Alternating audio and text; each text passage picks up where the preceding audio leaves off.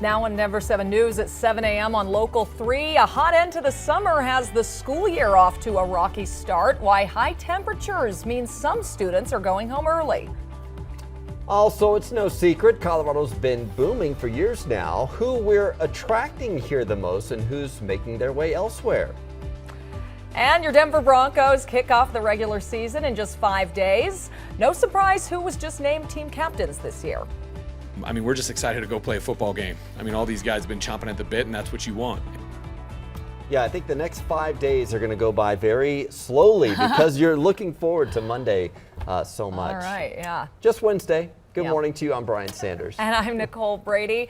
It is a Denver 7 Weather Action Day. I'm looking forward to Monday because it's going to be much cooler than it is today. Here is a look at the highs you'll see out there today, close to 100 in many places. So we have team coverage starting with Veronica Acosta will talk about how this is impacting schools. We want to start, though, with meteorologist Lisa Hidalgo with a look at what's happening out there. Yeah, a heat advisory has been issued, and this is not a common sight for us here in Colorado, considering it is so dry, and we talk about the dry heat. It does make a difference. 95 here feels a lot different than 95 would in a humid climate, but still, now National Weather Service changing things up, so a heat advisory in effect. Stay indoors if you can. Drink plenty of fluids today. Wear light-colored clothing. We're going to be at about 80 degrees by 10 o'clock, low 90s by early afternoon, and likely another record-breaking day. The record high is 95, and we're calling for 98 in Denver, near 100 in Keensburg, 86 in Evergreen. You're at 84 in Estes Park. So it's hard to find a really cool spot. And unfortunately, it's also going to be pretty hazy. I'll show you the rest of this graphic, Jason, coming up here in just a few minutes. But we do have some smoke filtering in from the west. Wildfires burning there in California and Oregon. So it is going to be a little hazy out there. Yeah, and right now the drive overall doesn't look great for us across downtown Denver mainly. And that's from this earlier wreck that we had right here after 6th Avenue. Now the front end of the traffic jam is getting better and 6th Avenue is getting better. You just saw the map update, and so the red is a little bit less extensive coming in from I-76 now to almost Mile High Stadium. From the camera down there by 20th, you can actually see a few gaps in here right now, but still super heavy stop and go traffic with the overall drive time coming in from the north side at about 45 minutes. So that's one of the worst slowdowns so far, but again, all lanes are open across downtown. Take a look at the camera over here at Colfax at 225. You see a vehicle here. There's another one just up the way, and they have the fire department, the police department on the way to go take a look, and they could block up that left lane, so it'll add to some of the traffic jamming across Aurora. And then we do have this rollover crash on Sheridan just south of Yale at Amherst. Well, we do have an update to breaking news we brought you last night at 10. A lockdown at Regis University's campus has been lifted. There were reports late last night of a man carrying a gun headed toward the field house. Denver police say there's no further threat, though, but officers will remain in the area throughout the morning. This morning, Boulder police are looking for a man they say spent the weekend targeting female students around CU Boulder's campus. The man seen in this surveillance video was wearing a gray hoodie and gray cargo pants. Unfortunately, we did not get a good look at his face there, but police say he is wanted for several burglaries and sexual contacts with students. 3 separate incidents happened between Saturday and Monday within a 2-block area. In each instance, police say the man broke in either through an unlocked door or unlocked window, and then once inside, female victims said they were woken up and forced to perform sexual acts. As Colorado turns up the heat again today, dozens of Denver schools are closing early and some won't open at all. Yeah, classrooms are too hot. Denver 7's Veronica Acosta joins us live from a school that was supposed to have air conditioning by now. And why does the district say that hasn't happened yet?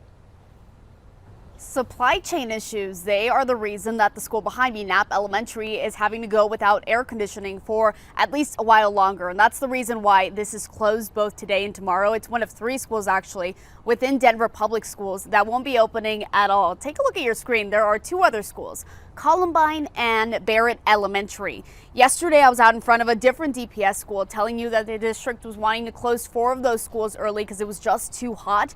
Well, now the list is even longer. We're talking more than 30 schools that are going to be letting kids out early today because of those high temperatures. And of course, just too many schools to list. We do have that full list over on our website, thedenverchannel.com.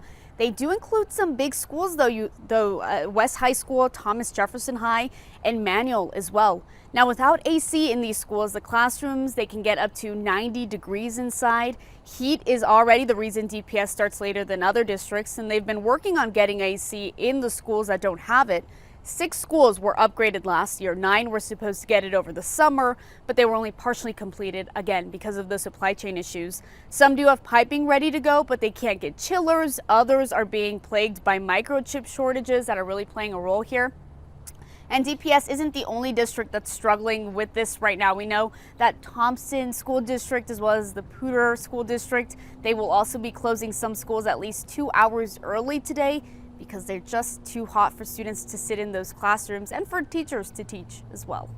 We're live in Denver this morning. I'm Veronica Acosta, Denver 7. All right. Well, Veronica, thank you. With so many of those schools still waiting for air conditioning, I talked with the district's executive director of facilities about how they decided which schools to prioritize for getting air conditioning. Have you been getting reports from these schools of students and teachers sweltering in that heat this week? We mainly look at the temperature readings that are being recorded. Are schools ranked on priority for receiving air conditioning? We looked at utilization, which is looking at the capacity and the number of students that are enrolled in that particular school. And we also had an equity index. Yeah.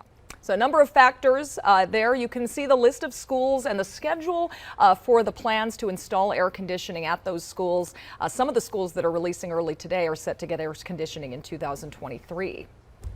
And you might be wondering if these early releases today and tomorrow will extend your child's school year. We asked Denver Public Schools about it, and the district says there are extra days built into the school calendar because of the possibility of heat or snow days. Of course, we haven't gotten to the snow days yet, but as long as they don't exceed the extra few days built into the calendar, the school year will end on time.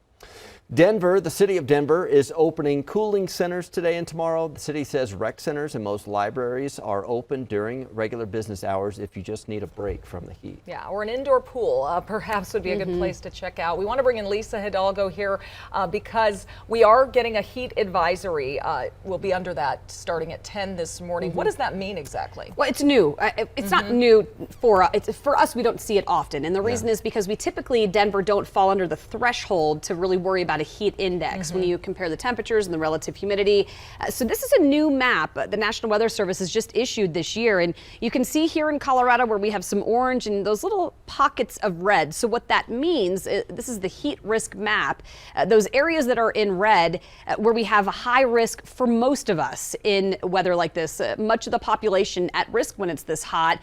You'll also need effective cooling and to drink lots of fluids. Now, I want to show you the map again and compare that to what we're seeing in spots like, Utah, Nevada, into California, these areas in purple. The difference there would be that they don't get much of a temperature change between the high and the lows, so they see some really constant warm weather, whereas here, we luckily do get to see some cooler weather and we get a break from that heat, you guys, overnight into the early morning hours. We're likely going to be seeing a similar heat risk map tomorrow. I'll show you just how hot it's going to stay tomorrow and then how much cooler it gets coming up in a few minutes. Yeah, California looks awful on that map. Wow. You can keep tabs on Colorado's weather by downloading the Denver 7 Plus app to your streaming device. It does have a 24/7 weather live stream. You can check conditions anytime. Well, a lot of people are still processing the announcement from President Biden that he plans to move forward with an historic student loan forgiveness process. As Patrick Nelson from our sister station in Colorado Springs reports, at this point, the people claiming to have the answers about this, how this will work, are likely fraudsters who are trying to take your money and information. Phones are ringing nonstop at college financial aid offices with people looking for answers about how exactly this will work. The truth is, the plan is still being worked out, and investigators say the people claiming to have the answers at this point are fraudsters poised to take your money and information. You really didn't know whether or not it was actually going to happen. At UCCS, Javita Rogers says she's been fielding constant calls from people with student loan debt who want to know how they can take advantage of President Biden's student loan forgiveness plan. Right now, all current federal student loan borrowers are on a loan payment pause, and that's going to go through the end of the year.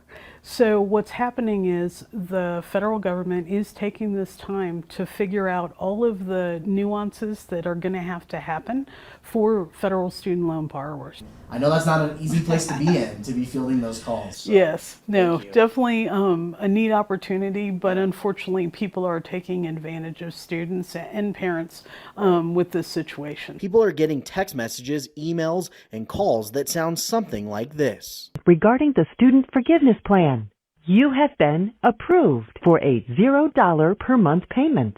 Press 1 to get rid of your student loan. But Javita says if you press 1, you wind up on the line with a fraudster. My own husband is a student loan borrower and he's been getting the calls. One of the things to keep in mind with all of this is that if it seems too good to be true, it probably is. If someone contacts you about student loan forgiveness, think twice about the information you give over the phone. Anything that you need to give in order to apply for a credit card or a loan, that right there are not the kind of things that you want to give over the phone. The best advice right now is to check on your federal loan servicer, know who they are, and make sure they have your most recent contact information. That will help you get the updates you need directly from the source. But there are consumer red flags to look for to spot a student loan forgiveness scheme. First, nobody can get you help on this early. Nobody can help you get to the front of the line, and nobody can guarantee your eligibility. The FTC says if you hear any of these lines, the people telling you these things are liars and scammers. I'm Patrick Nelson for News 5. Some Excel customers had their thermostats locked during this heat wave. Why the utility says it takes control of your home AC with little warning.